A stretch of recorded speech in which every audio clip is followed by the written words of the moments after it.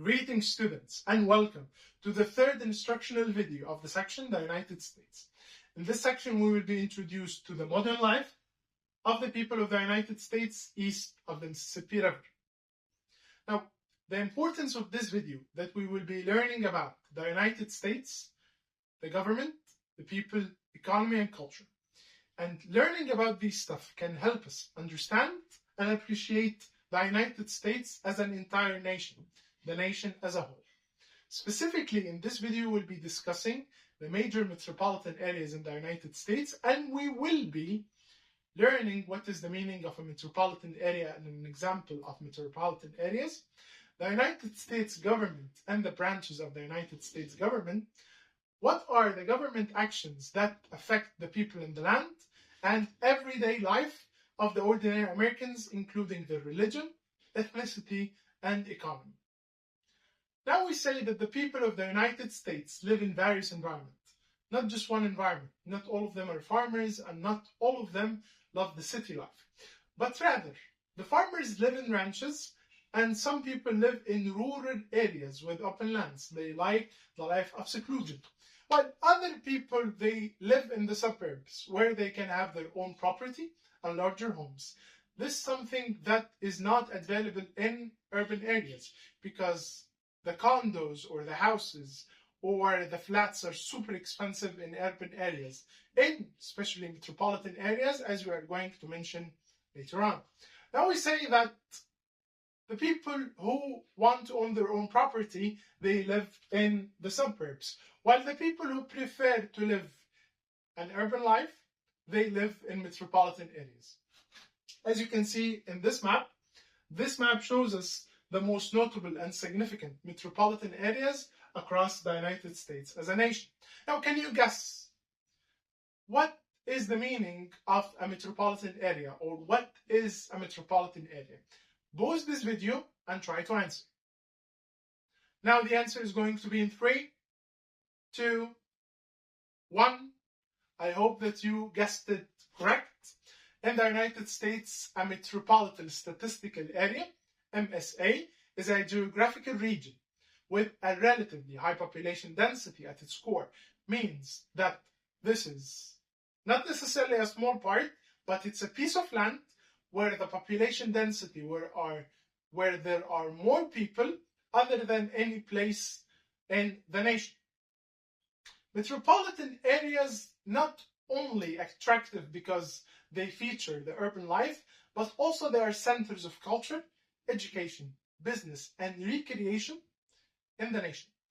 Now, cities like New York, Boston, Philadelphia, and Miami are home to millions, and the population of metropolitan areas east of the Mississippi River are large and diverse. Now, sometimes, if the metropolitan is so big, it could be referred to as a megalopolis. Example, the corridor between Boston and Washington. This is a home to 50 million people. Could you imagine?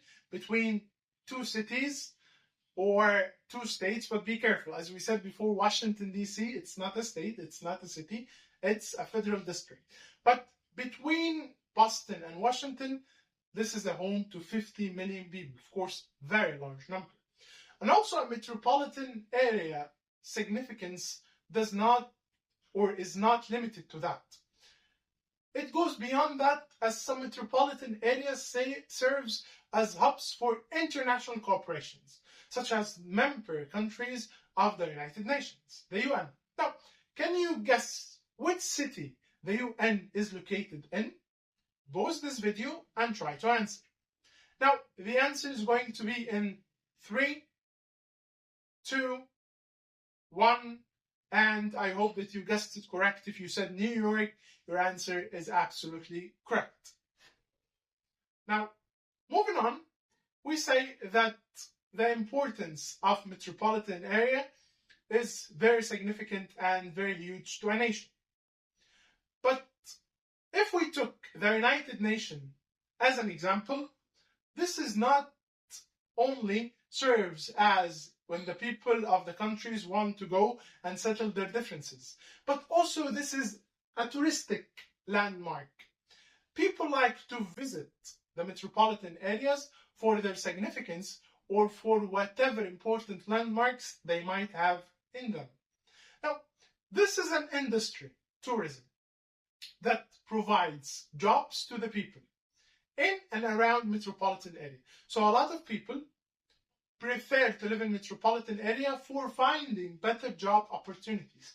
Now, the United States hosted 51 million international visitors in 2022, while a city like Miami in 2022 had approximate number 26.5 million visitors.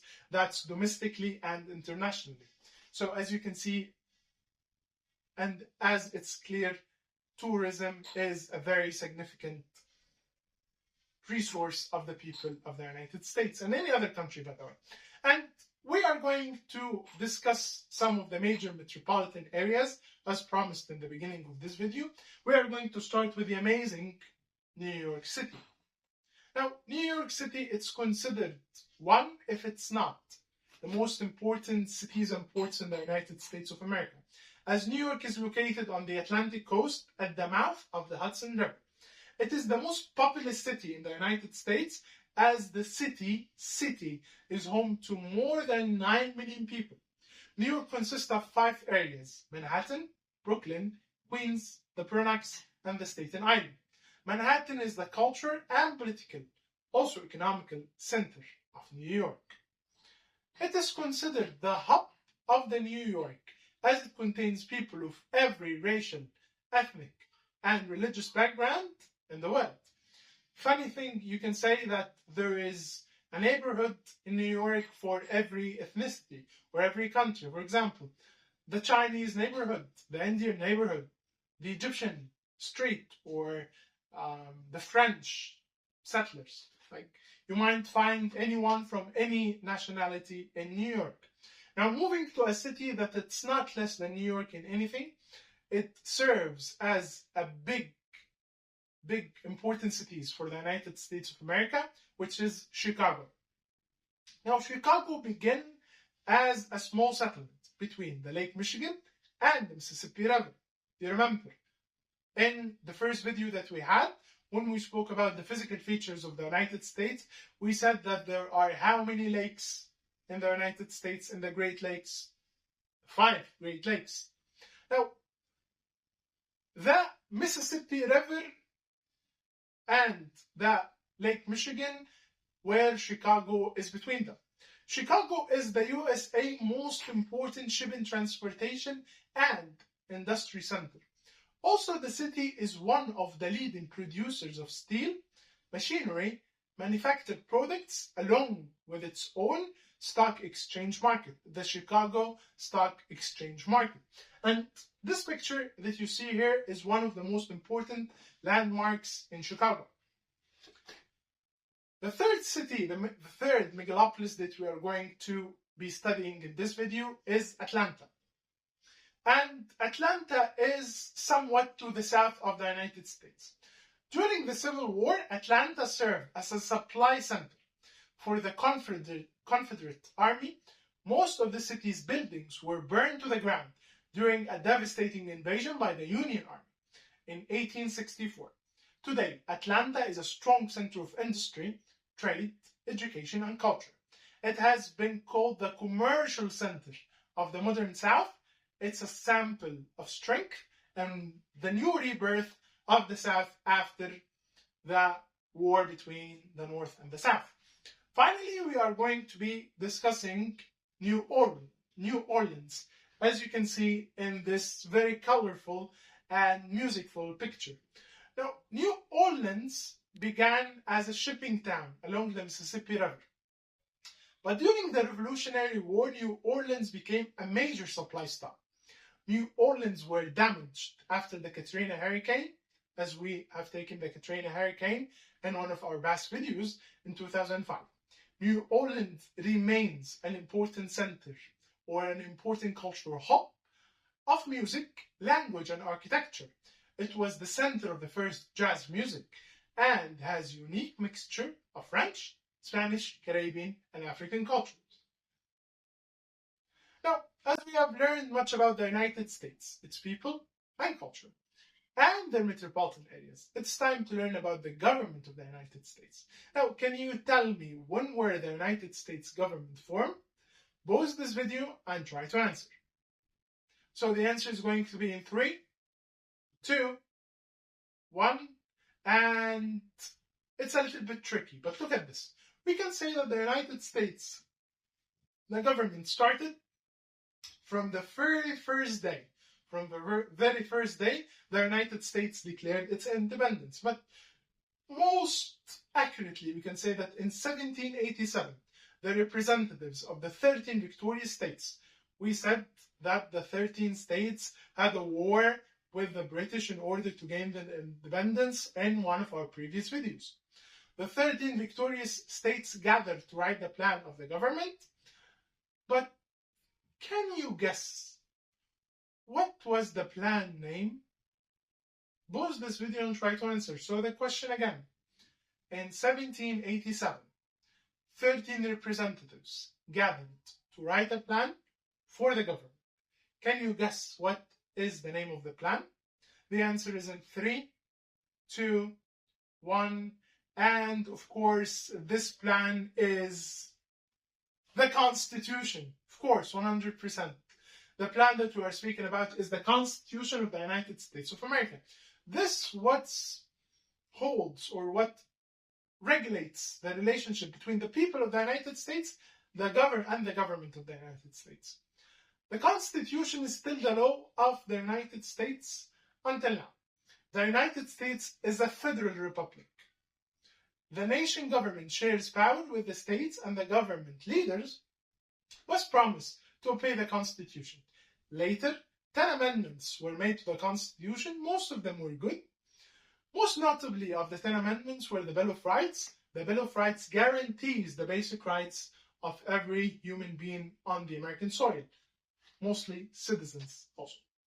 Now, the main function of the Constitution of the United States is to make sure that the government power is shared and there is no single person or a single group that has all the power to themselves. Because, as you know what they say, absolute power is absolute corruption, of course. So they have divided the power into, can you guess, how many division or how many branches did the United States government divide the power to? Pause this video and try to take a wild guess.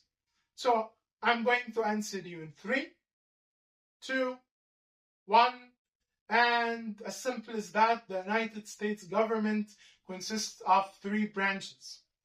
And the first branch is the legislative branch. The legislative branch makes the laws. It is represented in the Congress, the Senate, and the House of Representatives. Now, the laws that are being made, there must be someone to carry out these laws. And this comes to the executive or executive branch, which contains the president, the vice president, and the cabinet. Also, we could include the police and the army in the executive office. Finally, there is the judicial office. The judicial office evaluates and interprets the laws, for example. So when should we allow stealing, and when should be a person not punished for stealing? Maybe if the person is dying and he found a field, he stole an apple to eat it, this should not be considered as a theft. And the judicial office contains the Supreme Court and also any other federal court. Now, the 3 government branches make laws and affect the land and the people. For example, the president can make laws and decisions to protect the environment. Some of the government decisions affected the life of Native American people. It had a bad effect, while others protected what is left of their heritage. Now, an example of a good effect of the government could be what's following next. Can you guess who are these people holding signs and what are they demanding? Pause this video and try to answer this question. So the answer is in 3, 2, 1. As you can see in the picture, they say, we demand equal rights now. Civil rights plus full employment equals freedom. This is a good example of how can the government positively affect the people, is that the civil rights movement. Do you remember in the past lesson, how did the African Americans suffer? Now, between the 1954 to the 1968, the United States had a nonviolent social movement and campaign arose to abolish legalized racial segregation and discrimination and disenfranchisement in the country, which was led by Martin Luther King, a black or an African American activist. And I remember one of the times I've seen one of the universities refused to obey the Bill of Rights, or refused to obey the movement of discrimination. So one of the US presidents, he sent the Royal Guards of the United States to accompany her to the campus of the university, and has strict orders to arrest anyone who interferes or tries to get between the girl and the campus. Now, here's a question to guess. What is the second common religion practiced in the United States? Moving from some information about the heritage, the people, and so on, what do these people believe in? Most likely, you know that the United States is a mostly Christian-dominated country. Also, most of them are Protestant, but there are some Catholics and Mormons as well. But do you know what is the second most important sect, or what is the second most practiced faith in the United States of America? Pause this video and try to answer this question. Now the answer is going to be in 3, 2, 1, and I think you did not guess this, but unfortunately, among the top religions in the United States, yes, Christianity prevails. After that, atheism. According to some recent estimates, more than 65 million people in the United States do not believe in any religion. Comes after that the Jews, the Muslims, the Buddhists, other religions, the Hindus, the folk religion, the Baha'i, the Sikhs, finally the Jains. Finally, we say the United States is a highly developed and advanced country because the economy is very strong. It is the world's largest economy by nominal GDP, gross domestic per capita, and the second largest by the purchasing powers. Hey, thank you. By this far, we have completed the first section of the United States of America, the physical features, the history of the region, and the people of the United States. Stay tuned, because later on in other videos, we will be discussing the United States west of the Mississippi River. Thank you and see you soon. Bye-bye. Bye-bye. Bye-bye.